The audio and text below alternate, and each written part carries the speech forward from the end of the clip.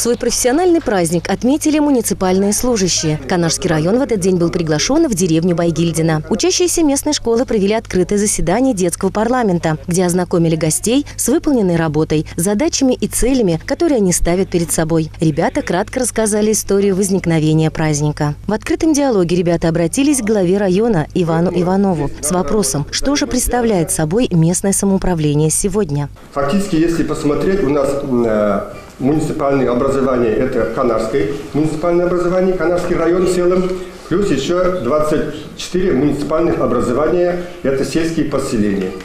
По закону они являются независимыми, самостоятельными. Вот, допустим, Байгильдинское сельское у вас как бы самостоятельные, независимые от районной муниципального образования Канарского. Район и республика, мы сами бюджет полностью не можем формировать. Мы дотационные, у нас, допустим, Российская Федерация выделяет нашей Чувашской Республике, и Чувашская Республика выделяет субсидии, определенные суммы Канарскому району и другим районам. Владимир Николаевич рассказал о приоритетных направлениях Канашского района. На территории Чувашской Республики реализуется 11 национальных проектов. В нашем Канашском районе 19 муниципальных программ по этому году, которые структурированы и согласованы по этим мероприятиям.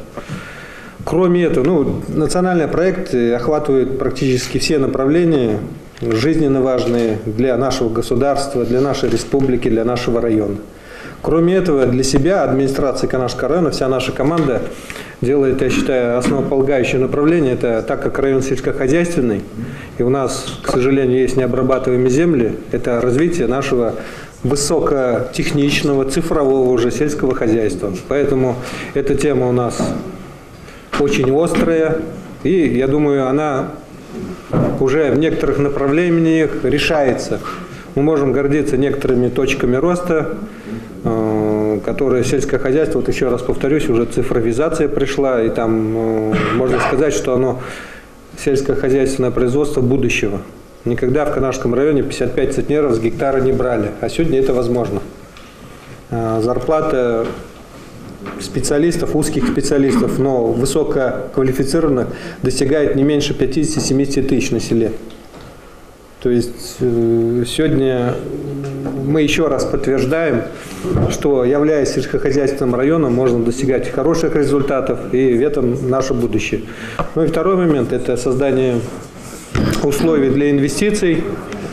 У нас специфичный район, который находится в центре республики, рядом с городом.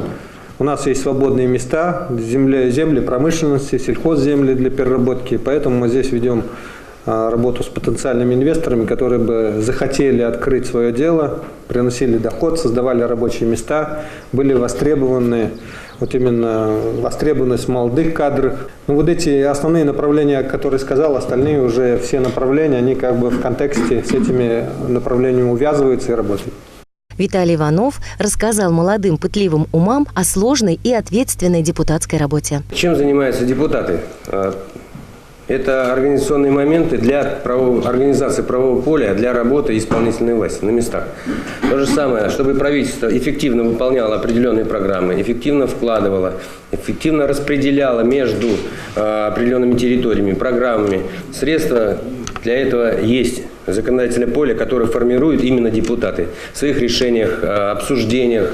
Иногда бывают и бурные споры ведутся, но все-таки приходят к единому четкому распределению. И они формируют и утверждают бюджет развития. Бюджет – это финансовая часть и программы развития определенной территории в виде местного муниципального образования. Поэтому здесь роль законодательной власти муниципального образования очень важна. Как развивается сельское поселение, вкратце ознакомил Евгений Козлов. Работы много. И большей частью, конечно, все работы связаны с наличием бюджетных средств, но здесь тоже есть выход. У нас, например, по нашему поселению мы реализуем земельные участки под индивидуальное жилищное строительство. Оттуда у нас средства дополнительные в бюджет поступают. Аренда земли, сбор налогов, как обычно. У нас проходит 2 проекта. Это ремонт водопровода и строительства контейнерных площадок для сбора мусора. Вот здесь вот тоже со сбором населения. Работаем, все вместе надо делать, совместно. И выходить, и убираться, и сажать деревья, все вместе. Кроме нас с вами, наше поселение никто не поднимет.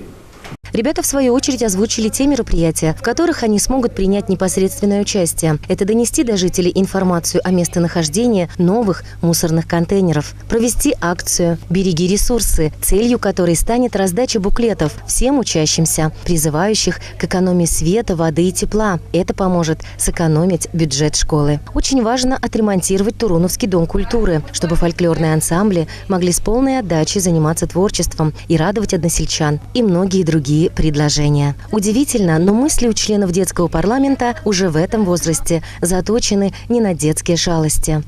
У нас активно действуют волонтерские движения. Это помощь пожилым, сбор макулатуры, по экологическому направлению проводим субботники. И собираем альбомы по ветеранам Великой Отечественной войны. Также у нас сейчас идет активная работа по альбому, который касается танкистов Байгильдинского сельского поселения. Главная наша цель парламента – это представление альтернативных планов развития нашей школы. Допустим, с творческой стороны какие-то там, допустим, кружки, или даже там некие проекты. Даже мы ездим в Шахазаны, там проходят районные заседания, и оттуда уже представитель едет в Чебоксары. Проект «Сельская молодежь. Будущее страны» пришла нам в идею после того, как его объявил Владимир Владимирович Путин 20 февраля нынешнего года. Денежную выплату в размере 1 миллиона рублей и предоставление социального жилья с правом приватизации после отработки на месте 15 лет. Это будет касаться молодых высококвалифицированных специалистов, которые переехали работать в сельскую местность.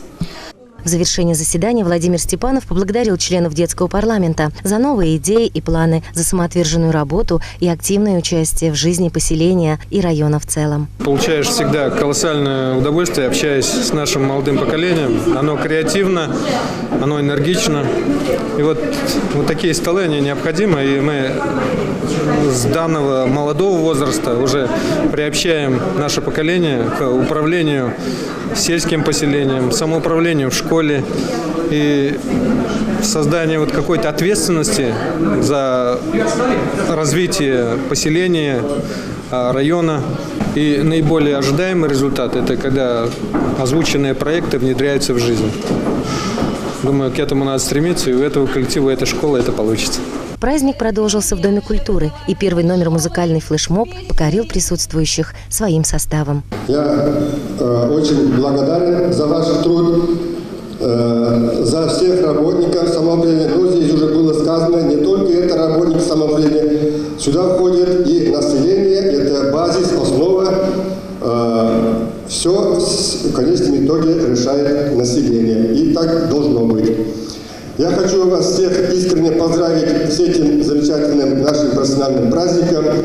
Пожелаю крепкого здоровья, счастья, выполнения всех ваших желаний и успехов в работе. Касаемо нашей работы, возрастающий уровень жизни нашего населения ставит перед нами новые задачи в нашей работе, новые требования, которые мы должны четко выполнять и чувствовать ту ответственность, которая к нам, и те требования, которые к нам предъявляет наше население, на которое мы работаем.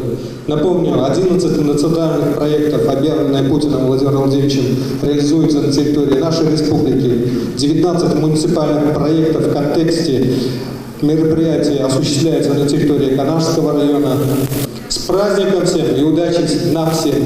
Большой гордостью для всех стали и 24 стипендиата главы администрации Канашского района, которым торжественно вручили свидетельства. Ни один праздник не обходится без чествования лучших работников за их весомый вклад в развитие местного самоуправления. Воронова Вероника Владимировна, глава Байгильдинского сельского поселения.